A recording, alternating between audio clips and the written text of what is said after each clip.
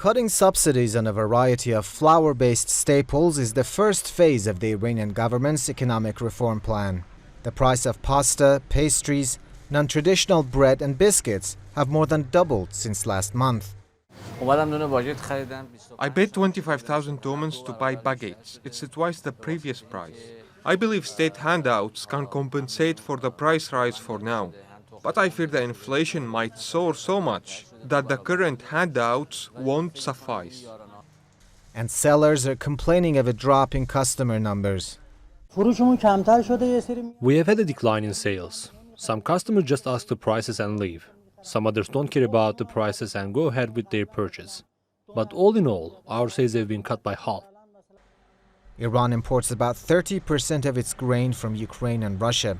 A drop in imports and a rise in global wheat prices had already added to the cost of subsidies. But the scheme hasn't been limited to wheat. The government has also slashed subsidies on cooking oil, dairy products, chicken and eggs. I bought an ice cream for my daughter for 8,000 tomans. Last week it was 4,000 tomans. We have received the government handout. I haven't gone shopping yet to see if the handout can compensate for the prices, but I'm not sure that it will. Even before the plan, inflation was already high.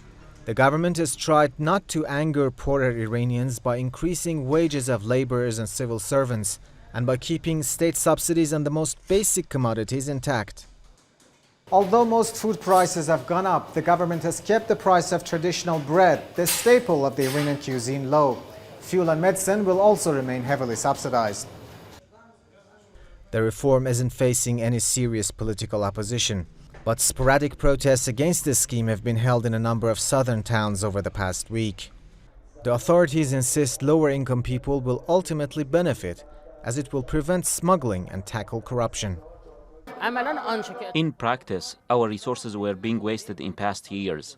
Those people who were meant to benefit from the subsidies didn't receive them. It was necessary to reform the system in a way that the lower-income families would directly receive state subsidies. Talks aimed at reviving a multinational nuclear deal that could lead to the removal of U.S. sanctions on Iran remain stalled, and the government says the economic reform plan could help cushion the effects of sanctions, promising 8% economic growth next year. Reza Hatami, TRT World, Tehran.